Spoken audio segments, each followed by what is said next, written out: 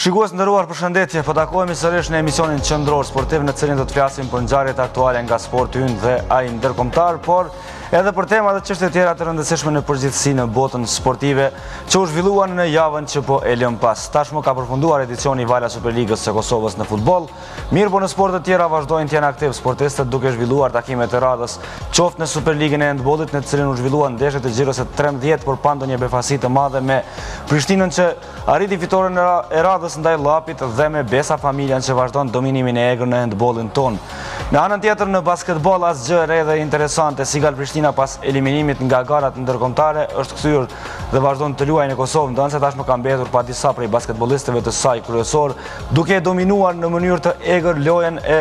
basketbollit në Kosovë dhe tashmë kur ka mbetur edhe pa rivalet e vjetër PE në Trepçën, të cilat janë vetëm hija e skuadrave që kanë qenë dikur. Ndërkohë në handball në futboll tham se ka përfunduar edicioni i Vala Superligës, mirë po nuk kanë përfunduar akoma të gjitha aktivitetet e Federatës së Futbollit të Kosovës që këtë vikend, përkatësisht ditën e premtë, në mënyrë tradicionale mbajti takimin e saj me mediat, me cilat u diskutua për punën njëvjeçare në futbollin kosovar dhe në të cilën u shpalosën edhe planet dhe idetë për futbollin kosovar për vitin 2018. Ndërkohë do të flasim edhe për futbollin ndërkombëtar, do të flasim përgjithësi edhe për sportin ndërkombëtar, duke veçuar tek futbolli ndërkombëtar fitoren e Manchester City ndaj Manchester United dhe dominimin e egër të skuadrës së Guardiolës,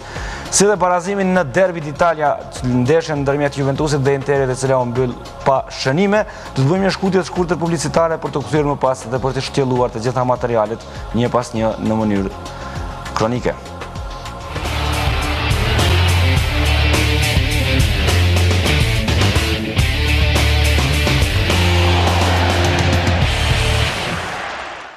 E thamë dhe në hyrje se handbollistët vazhdojnë të jenë aktiv duke zhvilluar ndeshjet e xhiros së 13, po flasim për konkurrencën e meshkujve,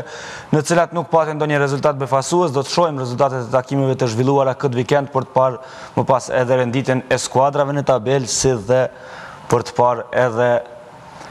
kronikën nga ndeshja ndërmjet Prishtinës dhe Llapit. Samadreza Drita 23-31, Kastrioti Zhegra 31-25, Besa Fam nga vllaznimi 44-18, dominimi skuadrës pejane, fitore e lehtë, ashtu siç ishte e lehtë edhe fitoria e Prishtinës ndaj Llapit me rezultat 44-27. Besa Familja është skuadra vetme që ka bilanc të 100%.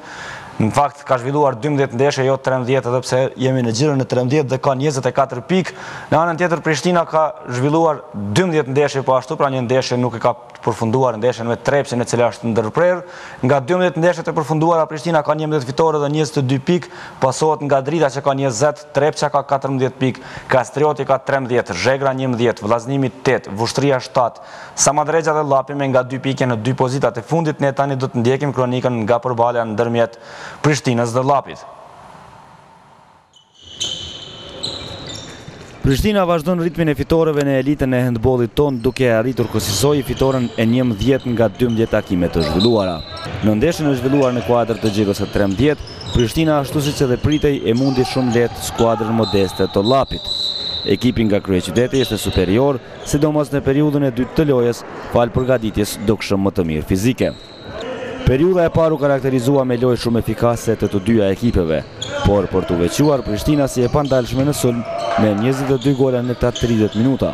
ndërsa mysafirët nga Podujeva po ashtu ishin efikas, por jo në ritmin e vendasve dhe shënuan 16 herë për 30 minutat e parë. Në periudhën e dytë të lojës Prishtina realizoi sërish numër të njëjtë golash, 22, por ishte edhe më e kujdesshme në mbrojtje, kryesisht fal forcës dhe agresivitetit. Në këtë pjesë, Llapi shënoi 11 herë, për të pasur kështu rezultatin përfundimtar, Prishtina 44, Llapi 27. Në këtë mënyrë, Llapi pësoi humbjen e 12 në 13 xhiro.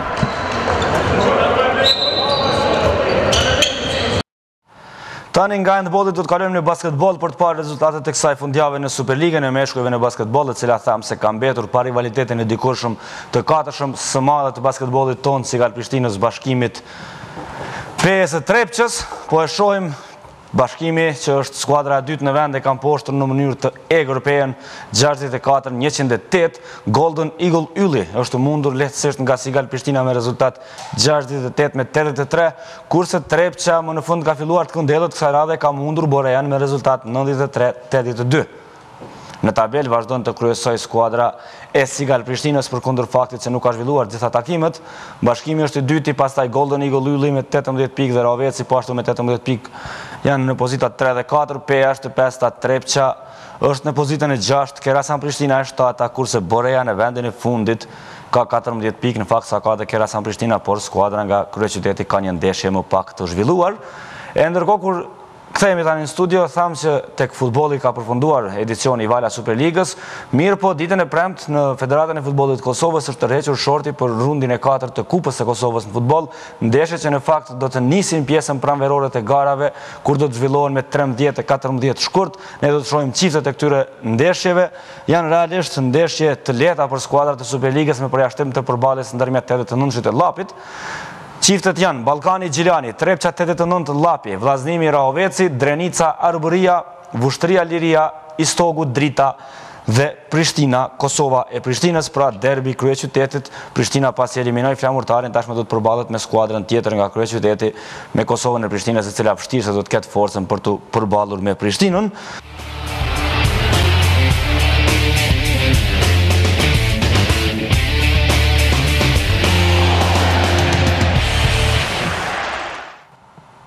E tani do t'i kthehemi pjesës tematike të emisionit. Në fundjavë, Federata e Futbollit të Kosovës organizoi një takim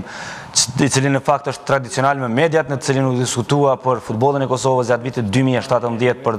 planet që do të ketë futbolli në vitin 2018, ambicjet për zhvillimin e më të tjeshëm të këtij sporti dhe gjithçka tjetër. Ne e kemi përgatitur një kronik nga ky manifestim, por më pas kemi zhvilluar edhe biseda me disa prej personaliteteve më të rëndësishme, qoftë nga sfera e futbollit, qoftë nga ajo mediale në Kosovë. Do të ndjekim bisedën e kolegut Akim Binaku me kryetarin e Federatës së Futbollit të Kosovës Padil Vokrin, pastaj bisedat me sekretarin gjeneral të Federatës Rod Salihun, me anëtarin e komitetit ekzekutiv Bakir Burin dhe me disa prej gazetarëve më të rëndësishëm sportiv që ka Kosova, se si e pan ata futbollin e Kosovës gjatë vitit 2017 dhe çfarë mendojnë ata se duhet, në fakt cila mendojnë ata se duhet jetë rruga e futbollit tonë në vitin 2018 dhe në vitet pasuese. Do të ndjekim bisedat me ta për të kthyer më pas me pjesën tjetër tematike të emisionit në vazhdim.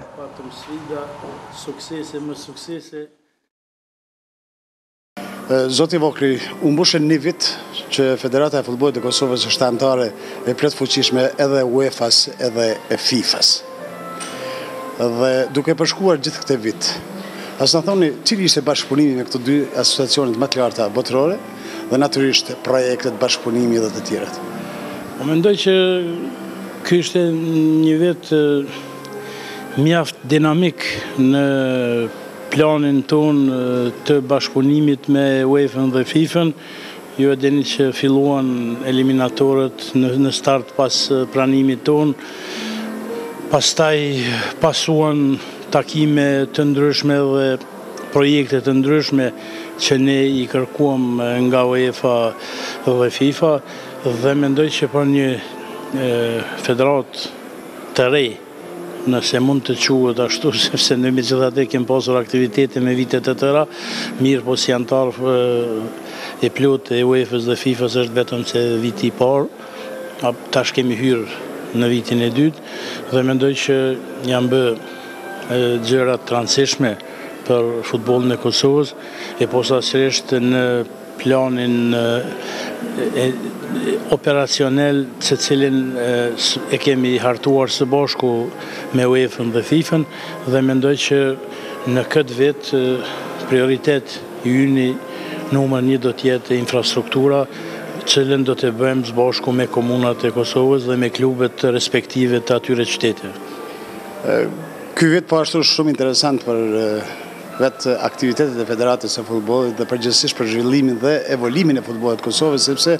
hera parë që u përfaqësu edhe me kombëtare, edhe me grup mosha të ndryshme, me femra, me futsal dhe me strukturat e tjera që janë ose dalin nga Federata e Futbollit të Kosovës në asociacionet siç është UEFA dhe FIFA. Këtë si e sheni, si do të mund ta përmbledhin për një vit aktiviteti të gjitha këto që i përmenda? Po mendoj që gjithmonë që një fillim është i vështirë dhe ne kemi pasur vështirësitë me cilat jemi ballafaqur qysh nga startimi eliminatorëve në për kampionatin botror, pastaj klubet po ashtu kam pasur vështirësi për një fillim i cili nuk ka qenë bashkë i suksesshëm as për klubet tona, as për përfaqësuesën tonë në planin e marrjes rezultateve të cilat ndonjëherë ndoshta edhe kemi merituar më shumë se sa janë ato rezultate që janë. Mirë po duhet marrë parasysh që edhe ne në situatën aktuale ku nuk kemi mundur të llogaritëm të them në thojza në të gjitha yjet që janë nga Kosova që nuk kanë mundur të zhvillojnë ndeshje për përfaqësuesin e Kosovës për rezone të ndryshme dhe mendoj që megjithatë ne kemi pas një përfaqësim të mirë në shumë ndeshje, kemi qenë partner të barabartë të skuadrave që janë më me nam në futbollin botror dhe evropian. Mirë po megjithatë në planin e rezultateve me një pikë nuk mund të jem të kënaqur as ne si federat, pavarësisht që jemi për vitin e parë, e po ashtu dhe klubet tona që startuan garat e UEFA-s ku 2 klubet u eliminuan që në gjiron e parë, që na penalizon në klasmanin për sezonat e ardhshme, për koeficienti sigurisht që kemi ngelur aty ku kemi qenë dhe sigurisht që duhet bërë çmos që këtë rezultat ta përmirësojmë në vitin e ardhshëm dhe shpresoj që gjitha klubet dhe ne si përfaqësuesi dhe federata me gjitha kapacitetet e saj duhet të punojmë edhe më shumë ngulm që të arrijmë objektivat e parashtruara. Natyrisht pyetja e pashmangshme është se ju jeni tani të preokupuar rreth zgjedhjes së selektorit. Ka janë të ndimet, ka janë ato idetë të cilat do të mund të ishte një njeri adapt për këto rrethana, për kushte dhe për gjitha tjera që mund t'i plotësoj pak a shumë Federata e Futbollit të Kosovës. Po ne me thënë drejtën që nga ndarja jonë me seleksionuesin në takim të përbashkët dhe me një vendim të përbashkët. Ne sigurisht që me njëherë jemi dalë në prospektim dhe kem takime të ndryshme me menaxher të ndryshëm, me trajner të ndryshëm që i njohim vet. Mirë, po nuk jemi duke ngutur, duke marrë parasysh që ne deri në muajin mars nuk kemi aktivitet dhe sigurisht që ne do t'i analizojmë në detaje të gjitha kandidaturat e mundshme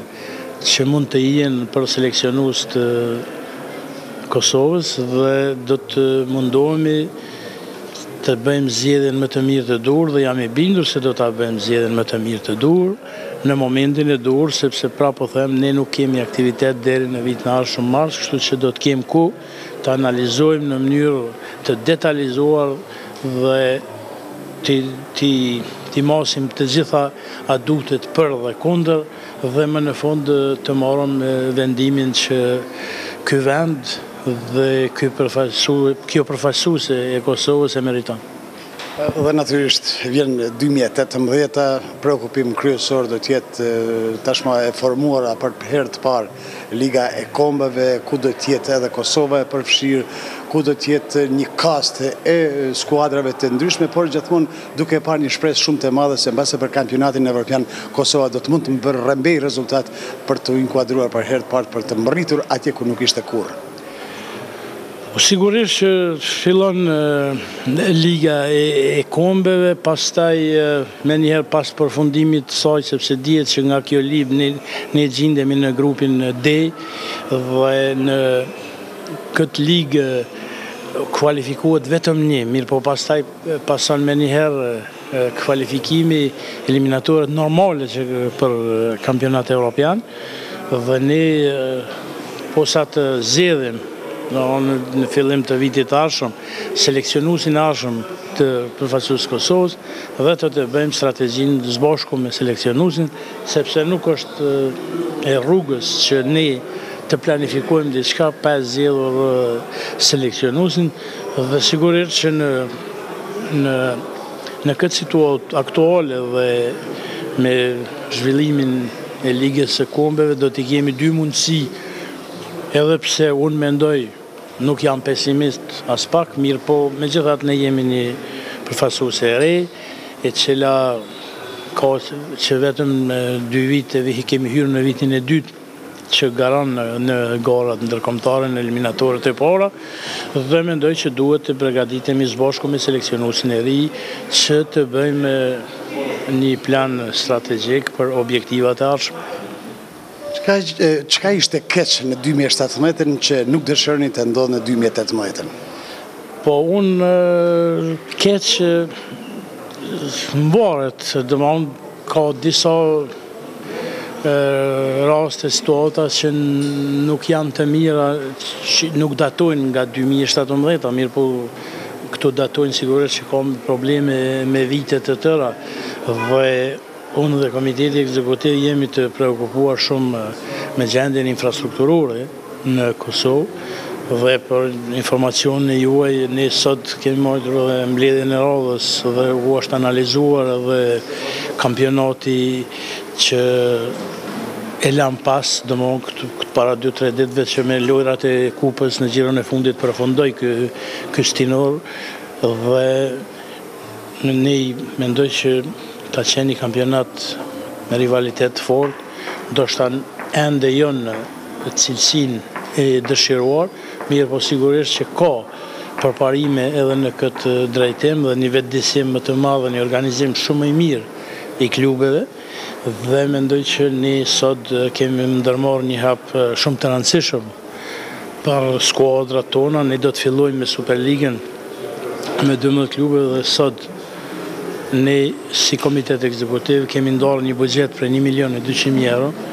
që së bashku me komunat respektive të intervenojmë në infrastrukturë apo më mirë me thonë në fusha të stërvitjes apo fusha ndihmëse dhe por me një kusht, ai kusht do të jetë komuna e cila suporton klubin lokal, që do të fillojmë këtë vetë me Superligën, ne atëherë do të, vetëm në ato raste do të investojmë edhe federata që kanë ndarë një buxhetin prej buxhetit të vetë të funksionimit dhe mendoj që kjo është një sumë e konsiderueshme, sepse federata e futbollit nuk është ajo që duhet të intervenojë në infrastrukturë. Mirë po duke pritur me vite të tëra, ne kemi vendosur që ato komunat cilat kanë vullnet që të ndihmojnë klubet e tyre respektive lokale, atëherë edhe ne federat si federat do të participojmë me një sumë të konsiderueshme për të bërë infrastrukturën edhe më të mirë dhe mendoj që nga një fushë të ndërtohet në të gjitha komunat. Në fillim do të startojmë me Superligën, pastaj do të shikojmë mundësitë edhe të buxhetit edhe për skuadra tjera në ranxhin më të ulta se Superliga. Mirë, po kjo do të jetë për ne një sfidë e madhe e mendoj që edhe komunat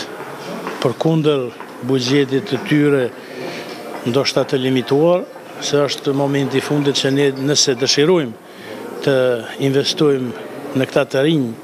dhe nëse themi që sporti është ambasadori më i mirë dhe nëse themi që kemi rinin më të re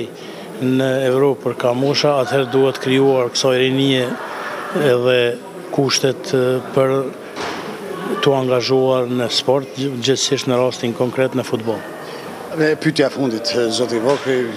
2018 ka qenë sfidë, thatë edhe infrastrukturës, edhe rezultateve, edhe përpasuesve, dhe shumë sfidat e tjera vinë, sepse aktiviteti i federatës është i ngjeshur, i gjithanshëm, e të tjera preokupimet janë të mëdha, por gjithsesi mbetet preokupim kryesor stadiumi i Prishtinës, se do të mund të rregullohet apo jo, do të mund të renovohet në datën përkatëse dhe natyrisht edhe stadiumi kombëtar ku do të fillojë edhe vitin e ardhshëm ndërtimi i tij. Unë e kam thënë që prioriteti e Federatës Futbollit Kosovës është stadiumi i Shtetit në Prishtinë dhe mendoj që sipas informatave që unë i kam edhe nga ministria dhe nga komuna, ne mendojmë që ai do të jetë gati për eliminatorët e ardhshme që fillojnë në muajin shtator Dhe mendoj që ne në mars veç kemi afatin kur duhet të dërguar në UEFA se në cilin stadion do të zhvillojmë ndeshjet dhe ne sigurisht që do të lajmërojmë atë stadion, mirë po edhe nëse kryhet deri ka maj, deri në muajin maj, atëherë sigurisht që ne do të kemi gjarsat reale, unë i kam shpresat e mëdha se do të kryhet, edhe si mas informacione që kam edhe nga punëkryesi edhe nga të gjithë akteret që kam participuar në rinovimin e stadiumin e shtetit Prishtinë, atëherë mendoj që kjo është një lajm shumë i mirë për simpatizantët dhe dashamirët e futbollit dhe reprezentacionit të Kosovës, për Dardanët dhe për gjithë grupe tjera që mbështesin reprezentacionin e Kosovës, sepse ama nuk do të kanë nevojë që të dislokohen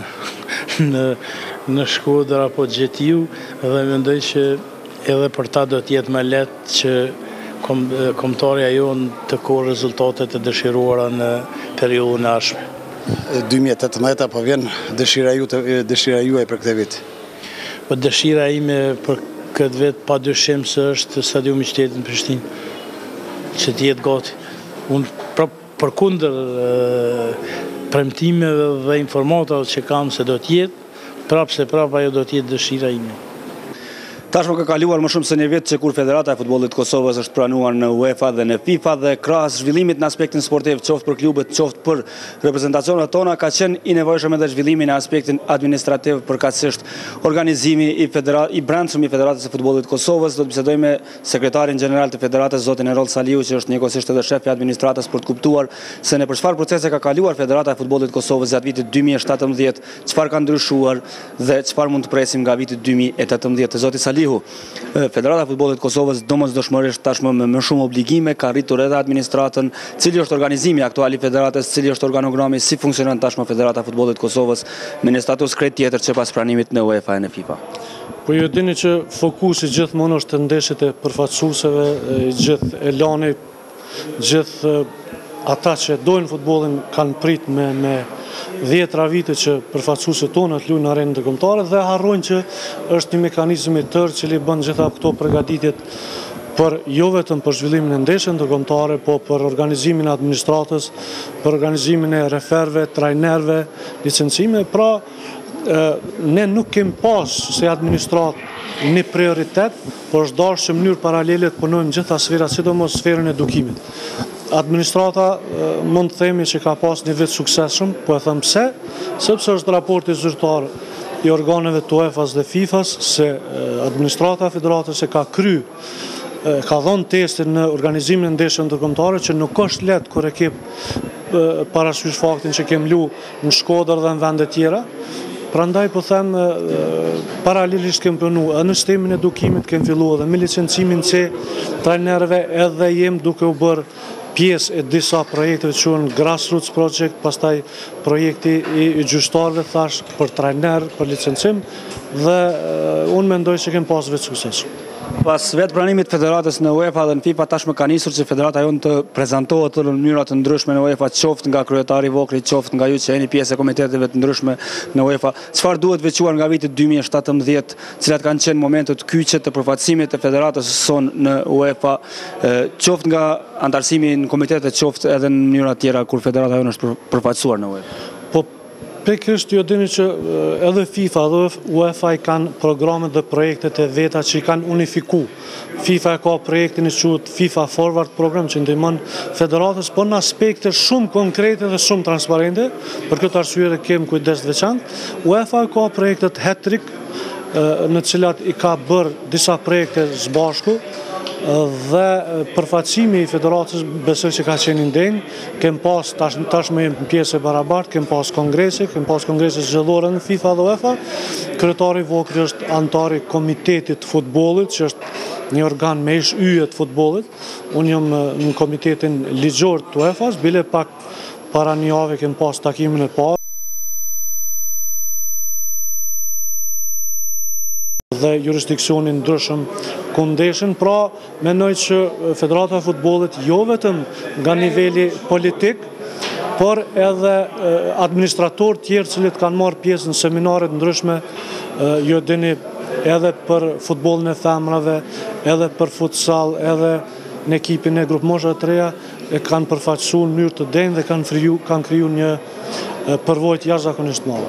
Do të Saliu folëm për organizimin, për përfaqësimin në UEFA, por të flasim pak edhe për futbollin që zhvillohet brenda Kosovës, për Superligën, për gara tjera, Liga Parë, Liga 2, garat e Kupës. Cila është rregullshmëria, si rodhen këto gara në aspektin e brendshëm gjatë vitit 2017 në garimin në Kosovë? Ne e vrem, domethënë e vrem që është ngrit vetdia e klubeve, nga vetë fakti që tashmë kemë marrë pjesë në garat preliminatore për UEFA Champions League dhe UEFA Euroleague, klubet e dinë se çfarë përfitimi ka. Në anën tjetër jem mundu që të marrim pjesë me të gjitha grupmoshat e mundshme në për ndeshjet ndërkombëtare, sa i përket garave vendore, ne sot kemë pas pikërisht mbledhjet Komitetit Ekzekutiv dhe kemë vendosur që të shfrytëzojmë projektet për të ndihmuar klubeve të Superligës në infrastrukturë, por me një kusht. UEFA nuk don që t'ja lënë vetëm federatës, sepse federata nuk ka drejt me intervenu direkt. Tash dolen në infrastrukturë dhe në klube, por aty ku klubet dhe komuna në fakt do të intervenoj për shembull me 100 euro, edhe ne do të shfrytëzojmë fondet tona 100 euro, në mënyrë që të përmirësojmë aty ku klubet sparit Superligës, pastaj Ligës Parë kanë nevojë. Jemi në prag vitit 2018, çfarë sfida e presin Federatën e Futbollit Kosovës, qoftë në organizimin e brendshëm, por edhe në vetë paraqitjet e saj nëpërmjet reprezentacioneve dhe klubeve në gara të ndryshme, cilat janë ato pikat në cilat do të fokusohet puna e federatës gjatë vitit të ardhshëm? Po sigurisht Baram, në këto çështje teknike që i kemë si administrat, mendoj që kemë kriju një përvojë jashtëzakonisht mirë, thashë në herë kemë dhënë provimin në organizimin e ndeshjeve ndërkombëtare, mendoj që kemë një administrat mjaft profesionale që po edukohet vazhdimisht, po shkojnë trajnime ndryshme, por siç e thënë vetë fokusi do të vëtë në përfaqësuesit dhe në infrastrukturë. Përfaqësuesit ju dini që në janar ose në shkurt do të zgjidhet kryetrajneri i përfaqësuesit A, pastaj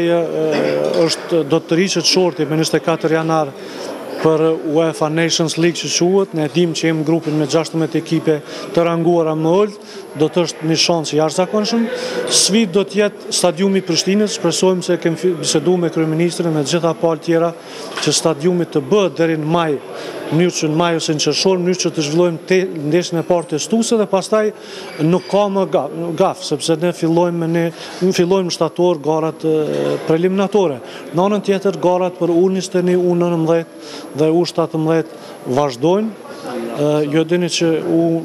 gjenerata U19 është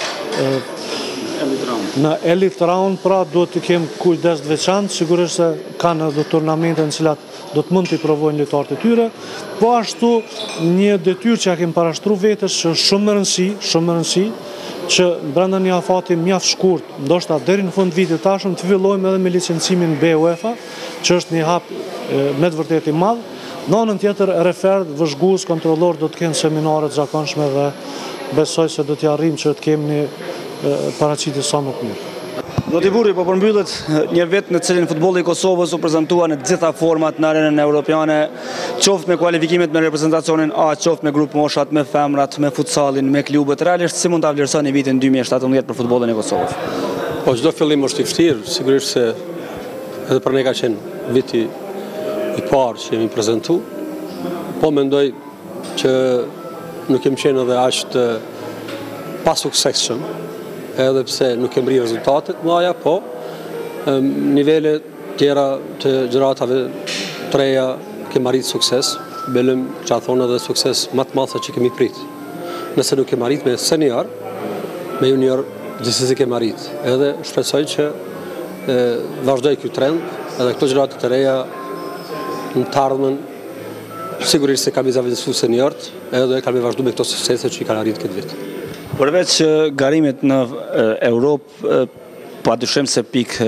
shumë e rëndësishme është edhe garimi në Kosovë. Si mendoni se kanë rrjedhur garat e brendshme, qoftë Superliga, qoftë nivele tjera të garave, por edhe vetë gara më masive e futbollit tonë, gara e Kupës. Cila është rrjedha atyre gjatë vitit 2017? Çfarë e veçoi futbollin e Kosovës në aspektin e brendshëm gjatë këtij viti?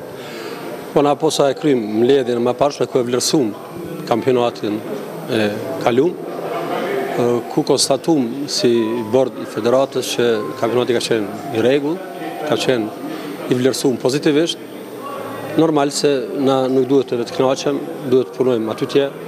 mundohem që në të ardhmen ky kampionat të rrit nivelin e kvalitetit, sigurisht ajo arrihet me prurje të trajnerëve, edhe nga jashtë, pa i në shmungta tonët, po sigurisht edhe prurje të lojtarëve ma kvalitativ. Normal që ka pas edhe, kisha thonë, do dështime në formën në mundësitë e financimit të klubeve, ku është ajo është brenga, mendoj, më e madhe tani e neve, e vetë bordit, mendoj edhe të klubeve, edhe të qyteteve që e kanë obligim që të miren edhe të interesohen për këto klube, që si të organizohen ma mirë për vitet të ardhshme, vitet në vijim. Jemi në prag vitit 2018, çfarë mendoni se duhet jetë fokusi i futbollit kosovar në përgjithësi gjatë vitit në të cilin po him, qoftë në aspektin e klubeve, qoftë në aspektin reprezentativ? Po në aspektin e klubeve, veç e thash se duhet të gjendet forma e financimit klubeve, se mendoj se kam fillu që klubet ose donatorët e klubeve të lodhen edhe të shteren të gjendet forma, mundësia si të stimulohen këta donatorë, nga vetë shteti, po mendoj edhe nga një participim edhe prej kuvendeve komunale. Sa i përket nivelit shtetënor, mendoj se duhet vazhdohet në interesimin edhe mobilizimin e gjithë strukturave që janë në federat, që të bojnë do kampe stërvitore ku ishim ledhë djemë të ri, që i kemi shumë të hapur në diaspor, dhe aty të bëhet seleksionime, se mendoj se kemi djemë të ri edhe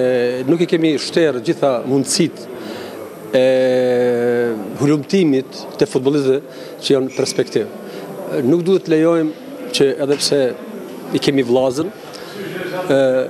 kombëtaren e Shqipërisë, mendoj se nuk duhet të lejojmë që të na marrin lojtarët cilët që janë prej trevave tona kosovare. Mendoj se aty duhem të jemi pak ma agil, të jemi pak ma të angazhuar, edhe këta djemë të ri, se nëse s'gaboj këtë vit i kemi 4-5 lojtarë që ka kalu në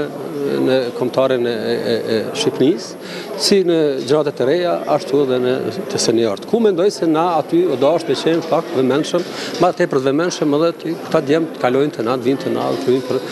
kombëtaren e Kosovës. Me shtimin e numrit të ngjarjeve, pa detyrimisht se është rritur edhe numri informacioneve që vijnë nga Federata e Futbollit të Kosovës, se gjithnjë nëpërmjet punës së saj ka qenë mjaft transparente për mediat, dhe një prej njerëzve përgjegjës për komunikimin me mediat dhe me publikun është edhe zëdhënësi Sipas Berisha, me cilin do të flasim për rrjedhën e futbollit të Kosovës gjatë vitit 2017. Zoti Berisha, nëse ndalemi të flasim fillimisht për bashkëpunimin që ka pasur Federata e Futbollit të Kosovës me mediat, si do ta cilësoje vitin 2017 dhe rrjedhën e vet në futbollin e Kosovës? Mendoj se Federata e Futbollit të Kosovës ka qenë mjaft transparente e përgjithshme ndaj mediave dhe ka qenë gjithmonë në frymën e informacione, për arsye se mediat kanë nevojë për informacione, sikur që edhe ne kemi nevojë për nxitje mediale. Kështu që ka qenë një bashkëpunim jashtëzakonisht i mirë, dhe ndërsa unë i falenderoj të gjithë ata, të gjithë përfaqësuesit e mediave që kanë qenë krah neve në gjitha këto punë ose në zhvillimet tona në futbollin e Kosovës, që prej, sidomos pas pranimit në UEFA dhe në FIFA, kështu që ka qenë një bashkëpunim i mirë, i ndërsjellët, dhe me sinqeritet plot kemi punuar dy anshëm për zhvillimin edhe për nxitjen e futbollit të Kosovës. U mbyll viti 2017 në cilin pati jashtëzakonisht shumë ngjarje, shumë aktivitete, prezantime, qoftë të reprezentacioneve të meshkujve, femrave, futsallit, klubeve, por ngjarje pothuajse me të njëjtin volum na presin edhe në vitin 2018, cila do të jetë strategjia e Federatës së Futbollit të Kosovës karshi qasjes ndaj publikut dhe informacionet që publiku të arrijë sa më lehtë tek informacionet gjatë vitit në cilin po hym. Ndërsa ne jemi për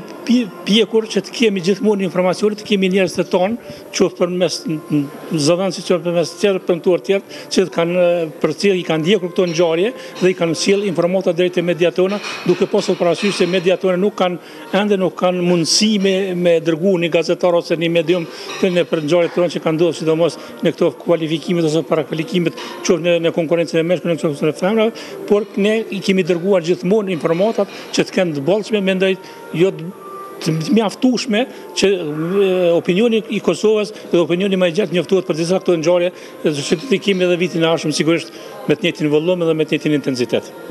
Një prej mediumeve që ka kushtuar rëndësinë më të madhe për cilës së futbollit kosovar, jo vetëm vitin 2017, por që në kohë gjatë është edhe Supersport Kosova. Jemi së bashku me shefin e kësaj redaksie Artur Shalën, me cilin do të diskutojmë për vitin 2017 për futbollin e Kosovës. Artur, një vlerësim i juaj keni qenë gjithnjë pranë futbollit Kosovës, qoftë ligës, qoftë klubeve në arenën ndërkombëtare, qoftë reprezentacionit. Si është redaksia Supersport Kosovës vitin 2017 për futbollin tonë? Po e nisim pasi i bëre pyetjet po filloj prej përfaqësuesve të Kosovës, dihet që veç i zhvilloi këtu ndeshjet kualifikuese për kampionatin botror, në cilat kuptohet që nuk kemi pas shpresat më, mos themi shumë të vogla për kualifikim e deri tek vala Superliga e Kosovës në futboll. Ne si mediumi kemi përcjell, domethënë kemi qenë gjithmonë afër tyre, qoftë me përfaqësuese brenda dhe jashtë, dihet edhe me Vala Superligë që një kohë gjatë edhe i bëjmë këtu transmetimit. Unë personalisht si Artur, si kryeredaktori i Supersport Kosovës, por edhe me kolegët e mi më mërmendja, jemi ndarë të kënaqur me gjitha këtu ndeshjet, po themi, si të përfaqësuesës, si të Vala Superligës. Normalisht më tepër jam i kënaqur me futbollin e Kosovës, pasi më mërmendja që jo vetëm mua, por të gjithë futbolldarësit në vendin tonë e po e cilësojnë si edicionin atë pas paku këtë vjeshtor si më të mirë dhe më interesantin deri më tani që nga viti 1999 e tutje. Kemi qenë afër tyre, kemi bërë këtu transmetimet dhe mendoj që janë ndarë edhe teleshikuesit përgjithësi të kënaqur edhe me atë që kanë treguar si përfaqësuesit, edhe pse po themi nuk kemi qenë ndoshta me rezultate të kënaqur, por nuk është që kemi pritur shumë, sidomos edhe me vetë futbollin e Kosovës. Artur, fole për pritshmëritë, fole për mënyrën se si ka rrjedhur sidomos Vala Superliga, je mbi 15 vjet gazetar, prandaj besoj që ke kompetencën për të dhënë një mendim edhe për reprezentacionin e Kosovës përkatësisht përfaqësuesën, si e vlerëson paraqitjen përgjithsisht në ciklin kualifikues për kampionatin botror Rusia 2018, çfarë ka ndryshuar në përfaqësuesën e Kosovës, sepse edhe te dhe në përgjithësi Supersport Kosova keni përcjellur reprezentacionin pothuajse hap pas hapi në çdo ndeshje. A mendon që është bërë progres dhe a duket se reprezentacioni është në rrugën e duhur para një gare të rëndësishme siç është Nations League që nis në vitin 2018? Po e nisim për ndeshjes të parë, Bajram, të gjithë e dim se si kemi startuar. Domethënë gjysma lojtarëve nuk e kanë ditë a do të luajnë apo jo. Pas atij rezultati 1-1 që pak kush e ka prit e deri tek këto ndeshjet e fundit. Normalisht që progresi sipas mendimit tim ka ardhur pak nga fundi. Sepse shumë ndryshime ka pas në përbërje, pothuajse në çdo ndeshje ka pas ndryshime të lojtarëve, të cilët kanë ardhur, kanë luajtur apo edhe të tjerët, domethënë ka pas shumë ndryshime. Progresi ka ardhur, po them, krejt nga fundi këtu në këto dy ndeshjet e fundit. Unë mendoj që ka potencial kjo Kosovë që në tarmen, domethënë sidomos në këtë ligën e ardhshme që ta dëshmojmë vetëm edhe pse aty do të kemi përballë pothuajse të barabartë këto kundërshtarët tonë. Normalisht që për Rusi, siç e thash edhe më herët, ka qenë shumë më vështirë Bajram, sepse e dim se çfarë përfaqësuese kemi pas përballë dhe me gjitha ato vështirësi që jemi përballë në fillim, por po them edhe një herë që me kalimin e kohës u vërejshin përmirësimet. Normalisht gjithmonë ka vend për përmirësime edhe më të mëdha, sepse gola se si pranonim kanë qenë në disa momente edhe naive, por gjithsesi mendoj që tash e tuti, domethënë këtu ai sistemi akli është thy, e kemi zhvilluar këtë ndeshje të kualifikuese për Rusi, e tash më mërmendet që do të jetë një Kosovë pak më ndryshe. Kjo tregoi edhe në ndeshjen e fundit miqësore me Letonin, sepse pak ka skuadra që në 2 minutat e fundit ta rikthej pavarësisht kundërshtarit nga 2-3 në 4-3, domethënë këtu veç po vret një përparim se përket përfaqësuesve të Kosovës, e cila po shpresoj shumë që sidomos me një shart pak më të mirë që mund të ketë sukses të madh. Artur, me që po flasim për futbollin veçanti, jemi në prag vitit 2018, realisht cilat i mendon si sfidat kryesore të futbollit tonë gjatë vitit në cilin po hyjmë, qoftë në aspekt të klubeve të garimit brendshëm, qoftë në aspektin e garimit në fazat europiane, qoftë në reprezentacionin e Kosovës. Çfarë mendon se do të jenë sfidat kryesore për futbollin tonë gjatë vitit 2018? Po nisim prej futbollit tonë. Domethënë sfidat po mirë, gjithmonë po flas prej Superligës, domethënë deri te niveli i përfaqësuesës tonë. Kur po e përmendi Superligën atë diet ku janë të lashët më të mëdha, domethënë për të cilat po kalojnë klubet sidomos me financiare dhe infrastruktura. Domethënë po e kemi parë sidomos në këto ndeshjet e fundit se si kanë qenë fushat tona më të rreshura, më të vogla, çiut apo të borës se në çfarë gjendje bën. Sepse prej këtu, domethënë prej brumit ton, domethënë prej U17 e U19 mund të kemi nesër pas nesër edhe në përfaqësuesën të Kosovës në futboll. E tash se përket sfidës për 2018 kuptohet kur jemi te përfaqësuesja është që sa më shpejt të emërohet një përgjedhës i ri, e cila ndoshta është dashur të jetë, por mirë, sado kudo ky vit kaloi, më mërmena që menjëherë në vitin 2018 Federata e Futbollit të Kosovës do ta amërojë një trajner në mënyrë që të ketë kohë të punojë me futbollist, qoftë nëse ka ndonjë besim për këta lojtarë që luajnë këtu, por dihet që shumica janë që luajnë jashtë Kosovës, të grumbullohen, domethënë unë mendoj që duke nisë nga infrastruktura këtu që është tash e deri te përgjithësi i përfaqësuesve të Kosovës, këtu janë po më mërmena që prioritetet e Federatës së Futbollit të Kosovës për këtë vit 2018. Arben, gjeni kohë gjatë afër futbollit të Kosovës nëpërmjet transmetimeve dhe kronikave në radio televizionin e Kosovës. Nëse ndalemi dhe fokusohemi tek viti 2017, si e vlerëson këtë vit, cili ka qenë për futbollin e Kosovës, qoftë në aspekt të garimit të brendshëm, qoftë në aspektin e prezantimit në Europë, si me klube, si me reprezentacione të gjitha grup moshave dhe edhe të dyja gjinive në fakt, edhe meshkujve dhe femrave. Definitivisht 2017 që besoj që ka qenë një vit orientues në të gjitha nivelet, sepse ishte viti i parë i përfaqësimit tonë në nivel të klubeve në skenën ndërkombëtare. Edhe kur them vit orientues, nënkuptoj që klubet tashmë, edhe nëpërmjet përfaqësimit që kemi pasur gjatë fillimit të verës në skenën ndërkombëtare, e kanë kuptuar se si është të marrësh pjesë në garat ndërkombëtare, edhe të tjerat që s'kanë marrë pjesë thjesht kanë mundur që pak a shumë të informohen dhe të orientohen, mbase edhe të orientojnë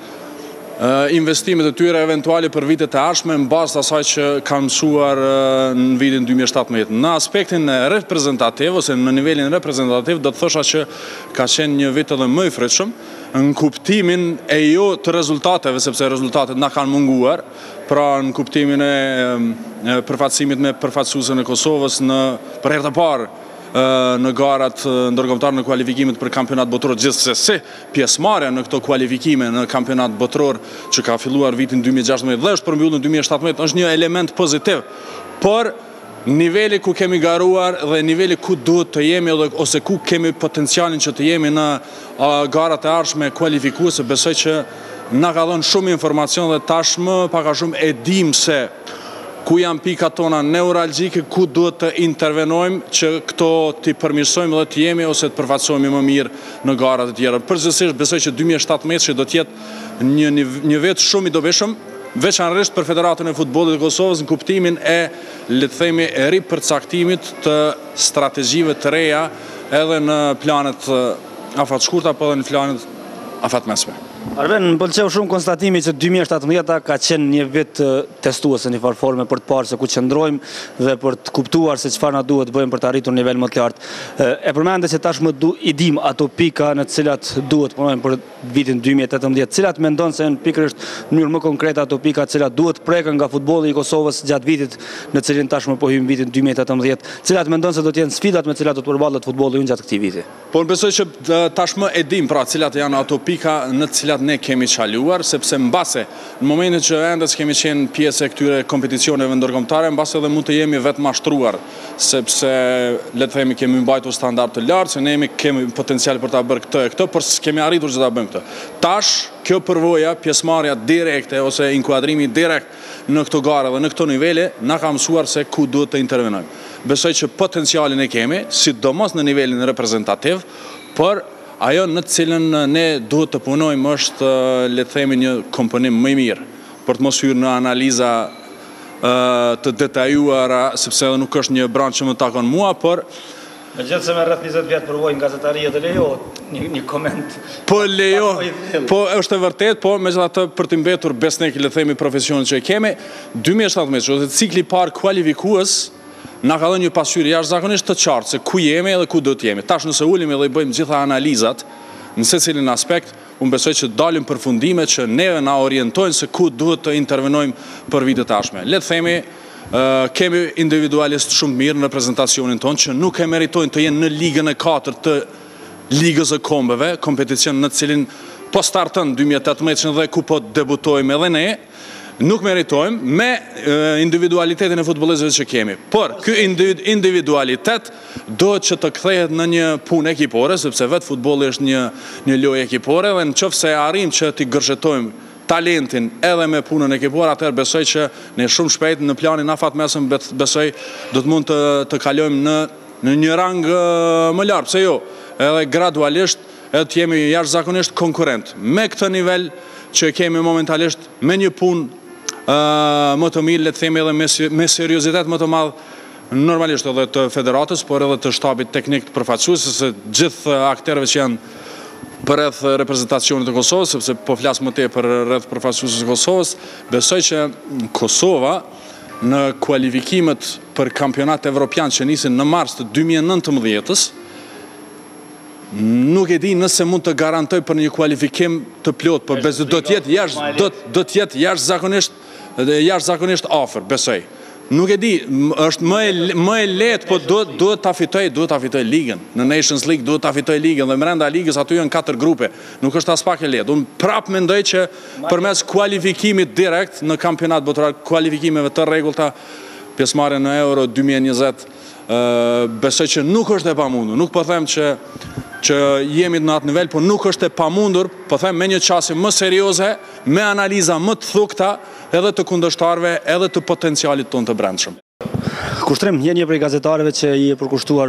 mjaft shumë futbollit Kosovës për vite me radhë. Nëse do të ndaleshim tek viti 2017, se do ta cilësoje këtë vit për futbollin e Kosovës, çfarë solli? E mira e gjithë kësaj është se është hequr muaj termi se pjesëmarrja është sukses. Këtë ka praktikuar Federata e Futbollit të Kosovës përmes përfaqësuesve të tyre si U17, U19, U21 dhe përfaqësuesja A.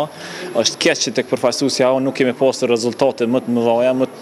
të mira, por kjo është arritur tek përfaqësuesja U21 dhe U19. Tek U19, e cila shënoi suksese më të madh, se mund ta quaj kështu tek 2017, atëherë ata u kualifikuan, e kaluan një fazë para kualifikuese e para për futbollin ton që arrit një sukses i tillë. Pastaj U21, e cila ka ende gjasa, ende shpresa për të kualifikuar me tutje, një sukses jashtëzakonisht i madh, kur marrim parasysh është hera e parë që dilet në arenën ndërkombëtare me ta, madje në përbërjen e tyre ka shumë futbollist nga futbolli i Kosovës. Pra një sukses, sidomos ai fitoria me Norvegjin është një sukses madhështor, po ashtu edhe suksesi i U19. U17 lënd shumë për dëshiruar, sikurse përfaqësuesja e cila shpresojmë se rezultatet të cilat nuk i arriti këtë vit, shpresojmë dhe urojmë që vitin e ardhshëm të vëj.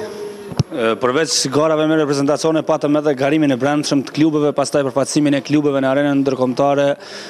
Realisht çfarë do të veçoje nga viti 2017? Cili është vlerësimi për vitin 2017, qoftë për rrjedhën e Superligës, qoftë për paraqitjen e 2 klubeve tona në garat e UEFA-s? Sa i përket në klubeve në gara ndërkombëtare, pjesëmarrjes së tyre, më në fund e pam realitetin i cili ndodh në futbollin e Kosovës, më në fund e pam se ku ndodh cilësia jonë, sepse më herët kemi zhvilluar shumë ndeshje miqësore, kemi shënuar edhe fitore, për çka edhe kemi krenuar me to, sepse kemi menduar se ne jemi më të mirë sa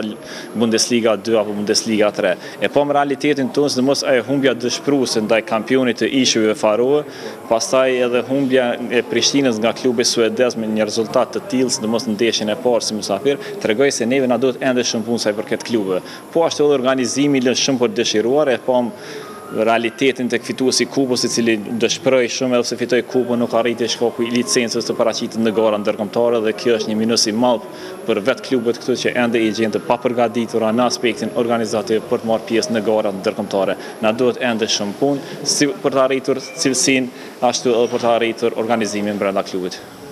Po hym në 2018, cilat mendon se do të jenë sfidat e futbollit kosovar gjatë vitit në të cilin po hymë, përmendet se tashmë është hequr ajo shpreha se me rëndësi është pjesëmarrja, tashmë kërkohen sukseset. Realisht ku duhet fokusohet futbolli ynë? Cilat mendon se duhet të jenë sukseset që duhet të shënojë futbolli i Kosovës gjatë vitit 2018? Po flasim pa përjashtim, qoftë për klubet, qoftë për organizimin e brendshëm, qoftë për nivelin reprezentativ. Të paktën klubet në vitin 2017 bën një përvojë ashtu si edhe përfaqësuese, dhe në vitin 2018 natyrisht se domosdo kërkuan edhe fitore ndërkombëtare sa i përket klubeve. Të paktën ata kundërshtarët të cilët binë në Ligën e Kampionëve për kampionin ton nuk janë të pamundur për t'i kaluar. Po ashtu të përfaqësuesit, përvoja tashmë është kaluar, nuk mund të arsyetojmë as aty se ne ende nuk e kemi përvojën, nuk kemi komponuar ende se kanë kaluar shumë ndeshje dhe tani 2018 duhet të jetë viti i sukseseve, viti i rezultateve, ku dhe ne duhet të synojmë sa më shumë që të kalojmë ato fazat e grupeve, sidomos përfaqësuesja ta kaloj atë nivelin në cilin ndodhet momentalisht krahasimi me ligën 2 të ligës së kombeve.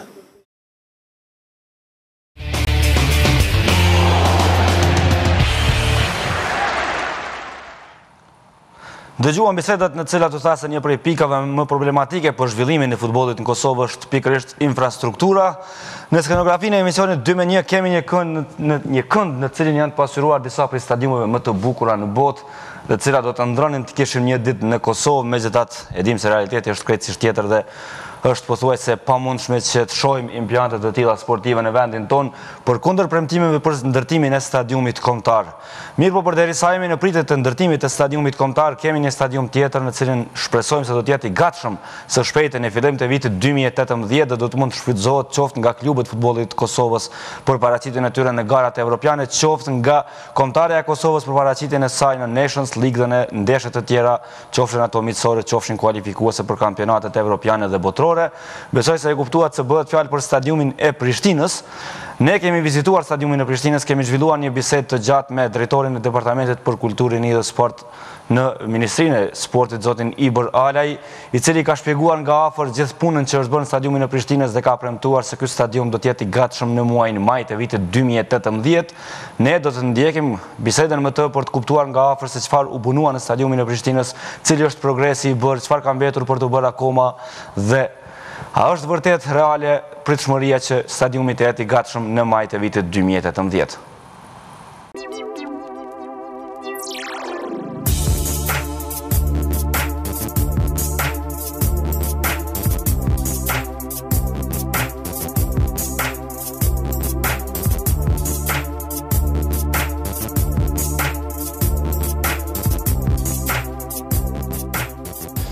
Ka pothuajse një vit të gjysmë që kur është filluar punohet në renovimin e tërësishëm të stadiumit të Prishtinës, stadium që pas renovimit pritet të jetë stadiumi kategorisë e 4 të UEFA-s dhe në cilin edhe Kombëtarja e Kosovës do të ketë mundësi për zhvilluar ndeshjet e saj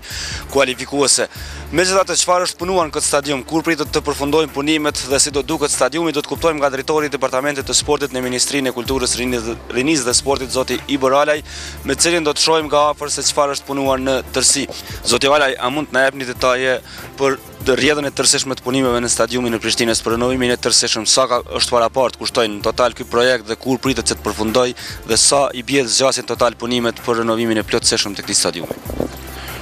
Po, në vitin 2016, në muajin qershor, është bërë fillimi i punimeve në renovimin e stadiumit të qytetit në Prishtinë, ku në bazë të një projekti bazik i cili ka qenë vetëm për renovimin e objektit si tërësi, që kap vlerën dikon afër 4 milion euro, dhe është menduar që ato investime do ta rehabilitojnë në stadiumin e tërësi, por pas pranimit në UEFA dhe FIFA në maj të 2016-s, me vizitën e inspektorëve nga UEFA, zyrtarëve të infrastrukturës sportive dhe me prezentimin e projektit bazik, ata kanë vërejtë që projekti nuk i plotëson kriteret të cilat kërkuar për luajtur Kombëtarja e Kosovës. Kështu që në maj kanë ardhur diku 11-12 maj, kanë vazhduar deri në muajin shtator. Në muajin shtator është mbajtur takimi zyrtar në UEFA dhe FIFA me datën 21 me gjithë zyrtarët e infrastrukturës që përbëjnë diku në aspektin e fazistave, makineria, elektrika, arkitektura, aspekti i sigurisë së objekteve dhe fushave tjera të ndërtimtarisë, që projekti bazik nuk i plotëson kriteret sipas kategorisë së 4 bazë të rregullorës UEFA dhe FIFA-s. Aty kemi marrë një listë me rekomandime, të cilat është dashur që të plotësohet projekti bazik dhe të kompletohet, dhe prej aty u dashur që të ndryshojë edhe aspekti i lejes së ndërtimit në aspektin e tërësishëm të infrastrukturës qoftë në planin urbanistik të komunës së Prishtinës, qoftë me Ministrinë e Ambientit dhe Planifikimit hapësinor. Kështu që në bazë të rekomandimeve ne është dashur të aplikojmë për leje ndërtimi, meqenëse se struktura e objektit ka pas disa ndryshime, kanë qenë 7 hyrje të cilat është dashur të jenë të reja, ka qenë vendosja e liftit nga jashtë, të cili parashihet që ndryshon aspektin e arkitekturës dhe në aspektin e ndërtimit, dhe njëtën kohë ka qenë parkingi i cili është dashur të ndërlidhet me stadiumin, hyrjet e objektit. Po ashtu, dhe deri në ridizajnimin e projektit ka marrë një kohë burë të madhe deri në pranimin e projektit si tërësi nga UEFA dhe FIFA. Kështu që në momentin e marrjes ka ndryshuar dhe kosto buxhetore, pasi që thuja dikon afër gjysma e punimeve, të cilat janë kërkuar nga UEFA, nuk kanë qenë në kontratën bazë. Kështu që ne kemi përgatitur edhe fazën e tjetër të negociueshme, jemi në fazë të negocimit të kontratës, besojmë që brenda këtij viti kontrata do të jetë e gatshme nga ana ministrisë me kontraktorin e punimeve dhe në muajin maj eventualisht mas larku do të jenë të gjitha punimet e realizuar në stadiumin e qytetit Prishtinë. Çdo herë në bazë të një plani dinamik i cili është i prezantuar edhe është i azhurnuar në bazë të dinamikës dhe investimeve të cilat janë të planifikuara të bëhen. Vitin e kaluar kemi pas situatën e rinovimit të stadiumit Mitrovicës dhe nuk është ditë deri në momentet e fundit nëse klubet tona do të arrijnë të luajnë aty në garat evropiane. Realisht edhe këtë vit pritet që klubet në garat evropiane të zhvillohen diku rreth mesit të korrikut ose pjesës së dytë korrikut. Ju po flisni që stadiumi pritet të jetë i gatshëm në maj. Nëse japim pak më shumë kohë deri në korrik, a do të jetë i gatshëm ky stadium që klubet kosovare të kenë mundësi të zgjedhin nëse do të luajnë qoftë në Prishtinë, qoftë në Mitrovicë ndeshjet e tyre në fazat kualifikuese në garat evropiane? Po, këtë premtoj, besoj se do të mbet në zgjedhjen e klubeve, por sa i përket dinamikës punimeve dhe realizimit të punimeve, shumica e materialeve janë materiale që duhet të importohen nga jashtë, të cilat nuk gjenden në Kosovë, kështu që kjo është ajo aspekti i porosisë, ka marrë kohë, por sa i përket stadiumeve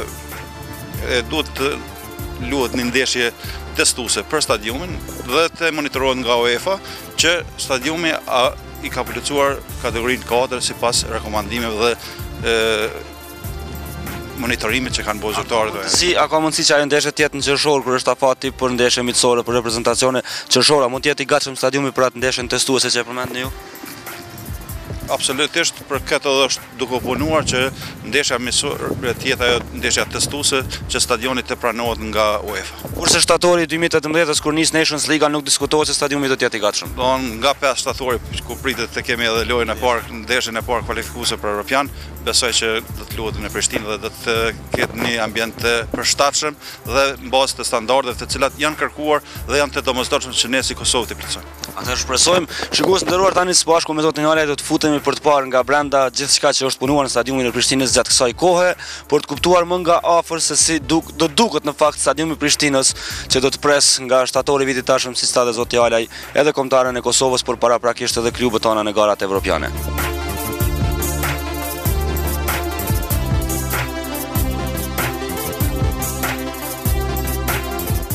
Atëherë zoti Njalaj, të fillojmë që nga pjesa hyrëse, këtu janë vendet për ashensorat apo jo? Si është ndarë dhe si është e parapar kjo pjesë? Kjo pjesë është e parapar për 2 sektor. Sektori VIP-s i cili është shumë i rëndësishëm në aspektin e hyrjes apo qasjes së sigurisë sipas kërkesës së UEFA-s, po ashtu edhe lifti për gazetar, për mediat, të cilët duhet të gjiten në anën e epërme të stadiumit ku kanë edhe vendosjen e tyre dhe kështu që janë në aspektin e sigurisë. Pasi që akreditohen, kanë ambientet e veta të akreditimit të gjithë mediat dhe me momentin e akreditimit e kanë qasjen zyrtare dhe janë të ndonë nga publiki, nga pjesë tjera që është kërkesë e UEFA-s. Dhe kjo pjesë e vendosjes së ashensorëve po duket se është në përfundim me si për shafër të përfundoj? Po, kjo aspekti i vendosjes së strukturave gjitha metalike dhe fasadës strukturale është përfunduar, vetëm pritet montimi i liftave dhe momentin e montimit ata do të jenë në funksion.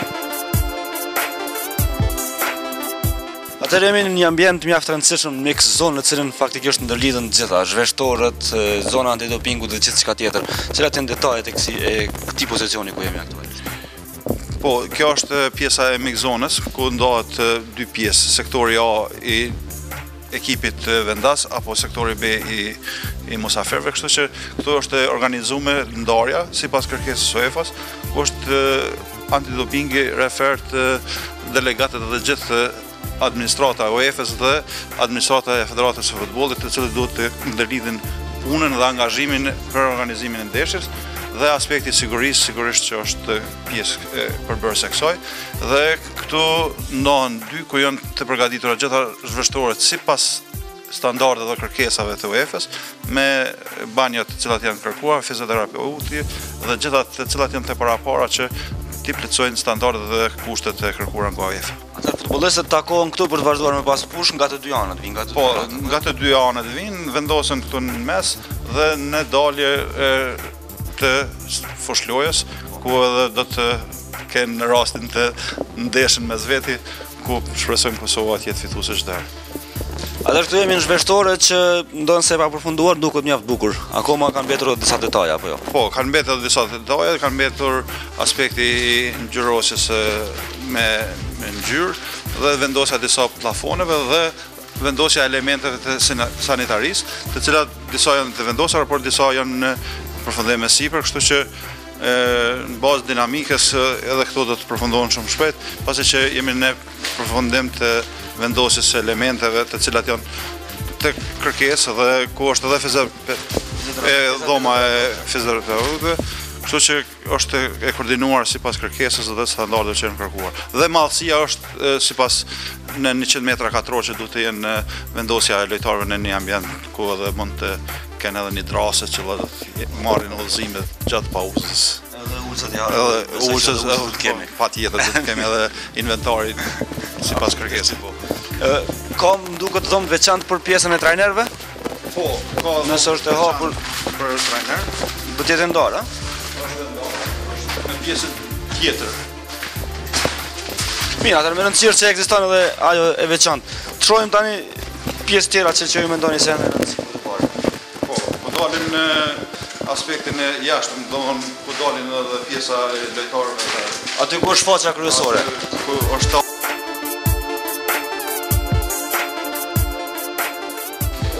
është shumë e rëndësishme edhe aspekti i sigurisë së objektit, pasi që thash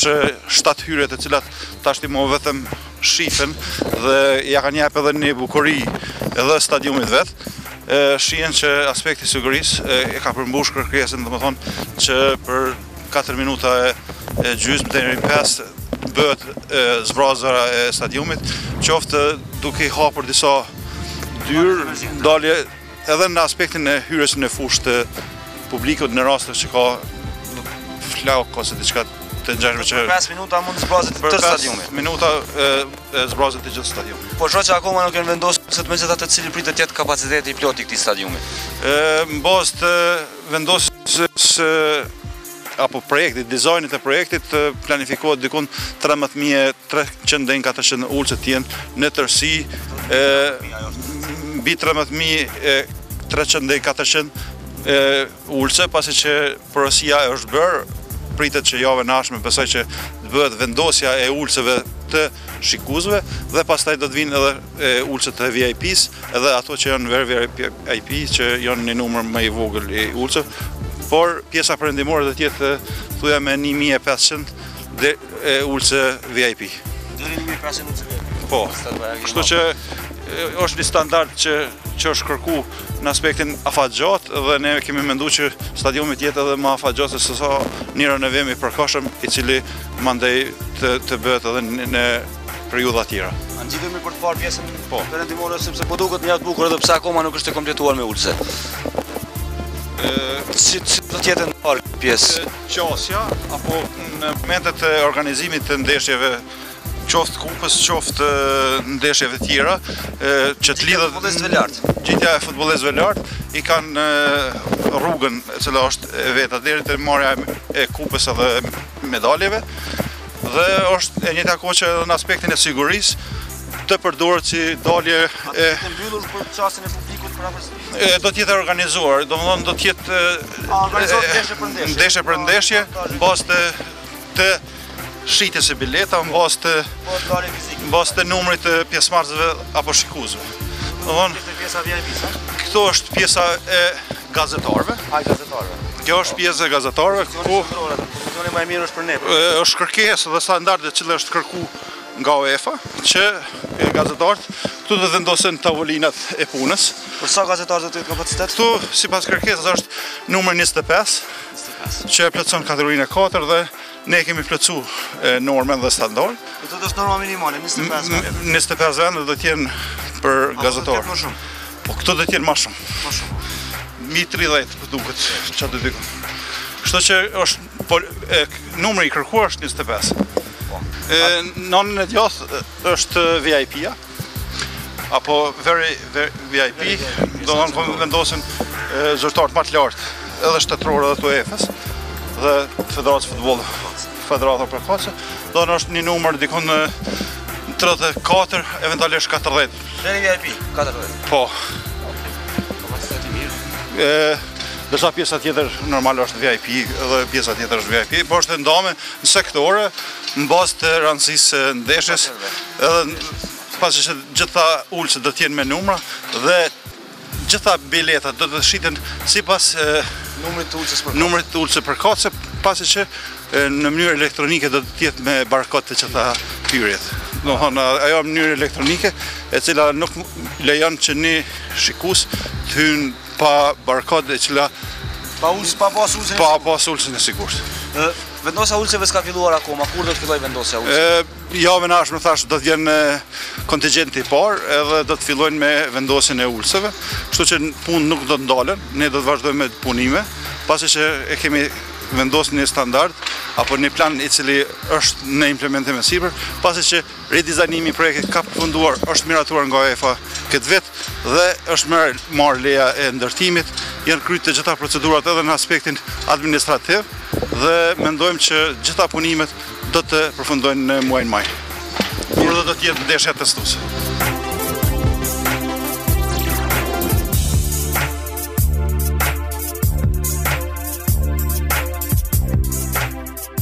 Do të halajmë prapavi, po shohim parkingun që do të jetë për VIP dhe obivan, a? Po, parkingi është një prej kërkesave cila është kërkuar nga UEFA, të jetë dikon për 110 vetura, sigurisht me autobuset që janë për lejtarët, po të njëjtën kohë edhe vendosja e platformës së medjave, ku do të transmetuesit i cili do të ketë drejtën e transmetimit të ndeshjeve, dhe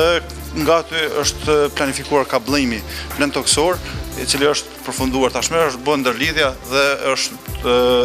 lidh me pjesën e stadiumit apo me platformën e epërme të medjave. Kështu që kjo është një prej kërkesave që është kërkuar që të jetë pjesë përbërëse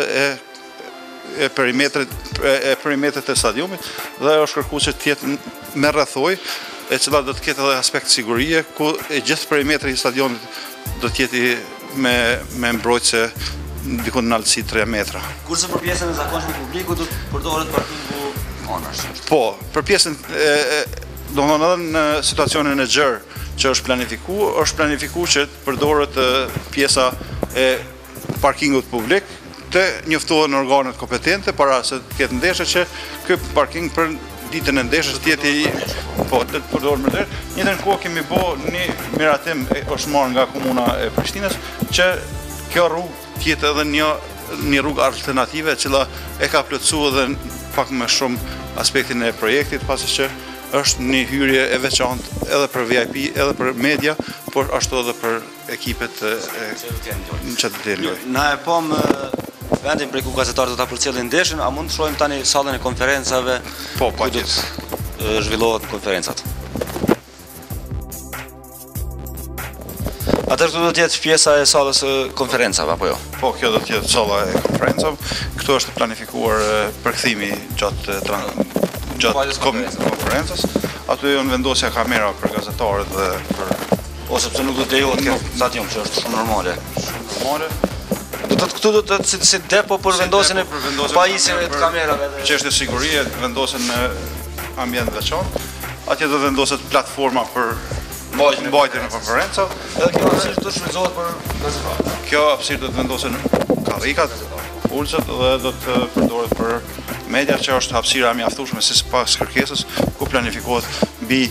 25 deri në 50 media të jenë prezent. Këtu ka vend për më shumë. Atëherë ekziston edhe dhoma e punës. Dhoma e punës e media e veçantë, pasi që kërkesë që dhoma e punës të jetë e veçantë. Këtu janë disa kundërshtorë. Apo me thënë dhoma e punës mediave cila do të jetë pjesën tjetër. Kjo do të jetë këtu hapësirë e mjaftueshme për media, është gjithë kjo. Edhe është kërkesë e tyre, pasi do të jenë tavolina pune me internet, me gjitha kablimet që kërkohet, me monitor, me gjitha do të jetë sipas kërkesës. Kështu që kjo është një ambient i mirë që të ardhmen mediat me pas një akomodim sipas kërkesave dhe standardeve për transmetimin e ndeshjeve, të cilat sigurisht që sponsorët dhe mbështetësit do të jenë të kënaqur me këto kushte. Atëherë atsojmë edhe pjesë tjera që janë Po. Shkojmë në pjesën VIP.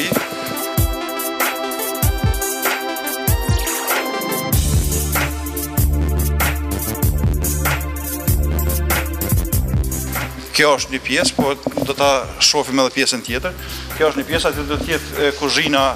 edhe banjat, të cilat banjat, ndërsa kjo do të jetë qasja e parë apo nga pjesa perëndimore e tribunave, ku nga kjo pjesë do të dilet me nerë këtu, po njëtën kohë edhe me lift VIP mashinësor që mund të vinë këtu, por kjo është pjesa më e madhe e VIP-s, ku thash edhe më herët, very VIP është në pjesën e epërme që ata do të jenë të ndarë nga VIP-a zakonshme. Këto pjesa e VIP-ve do të jetë nga ascensori këtu në tribunë, këtu mund ta shfrytëzojnë gjatë. Po është edhe pjesa tjetër, domethënë që është hala më e madhe, që është një pjesë dikon që në bazë të metrit katror apo vendosjes së personave në metër katror, është mundësia dikon deri në 800 persona të vendosen, jo në akomodimin në ulseve, por në akomodimin në tavolina të rrumbullakta, ku mund të ushqenë, pasi që janë 2 kuzhina të vendosura, të 2 anë të stadiumit, po njëtën kohë edhe aspekti sanitarisë, apo i tavoletave të cilat janë të domosdoshme të jenë në këtë pjesë. Kështu që ka dalë mirë edhe anësia e perimetrit lartë me plafonin, edhe sepse është me akustik, do të thonë që mirë përshtatet edhe zoni që mes me trombëtu edhe aspekti akustik.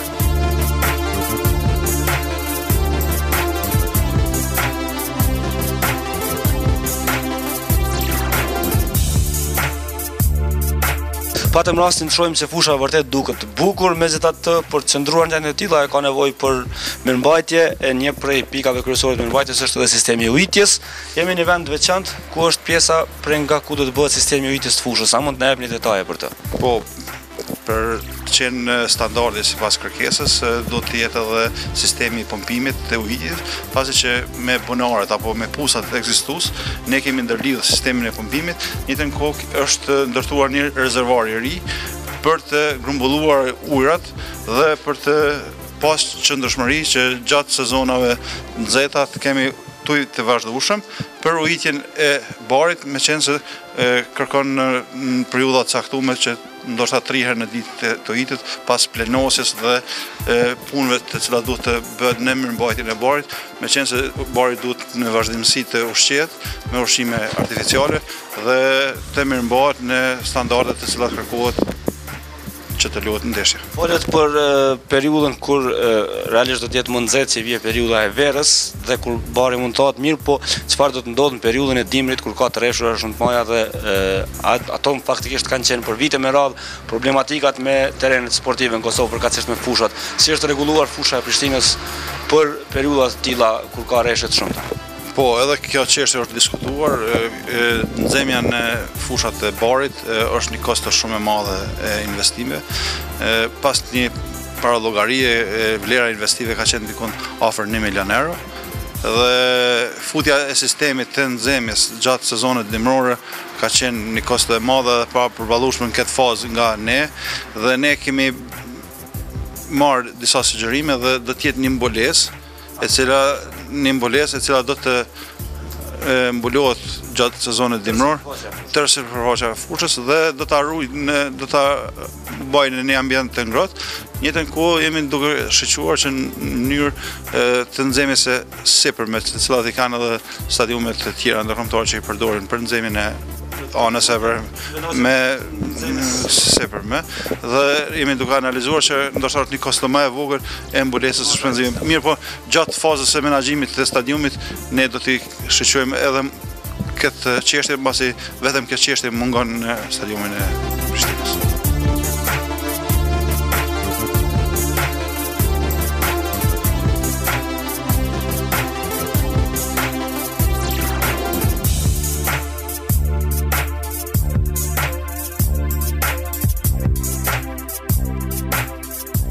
Vizituam pothuajse të gjitha pjesët e stadiumit Prishtinës për të kuptuar se ky stadium tashmë do të duket shumë më bukur sa që ishte më herët. Do të ketë një kapacitet simpatik për mbi 13.000 ulësësh dhe presim që të përfundoj kamesi i vitit 2018. Na premtuat se klubet do të kenë mundësi të zgjedhin nëse do të luajnë Mitrovica apo në Prishtinë. Edhe një herë kërkoj premtimin tuaj nëse stadiumi do të jetë plotësisht i gatshëm për korrekt. Gjitha institucionet, qoftë qeveria, qoftë Kuvendit i Republikës Kosovës, e kanë mbështetur projektin dhe mendoj që mbështetja atyre nuk do të ndalet për shkak se është jetike për futbollin e Kosovës, por edhe për kombëtarën e Kosovës që të zhvillojnë ndeshjet në Kosovë, pasi që tashmë jemi pjesë e familjes së UEFA-s dhe FIFA-s dhe është domosdoshme që të kemi një stadium i cili plotëson këto standarde, të cilat janë të kërkesë mbas të rregullave që ka UEFA dhe FIFA dhe mbas të dinamikës, mbas të planit që kemi para vetes, duhet të përfundojnë në muajin maj dhe të jetë i gatshëm për ndeshjen testuese, që është një ndeshje miqësore, dhe pastaj në shtator, po edhe në korrekt kur klubet mund të zgjedhin mes Prishtinës edhe Prishtinës, atëherë të zgjedhin cilën stadium do të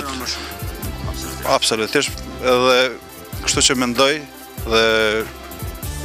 deklaroj që stadiumi do të jetë i gatshëm në muajin maj.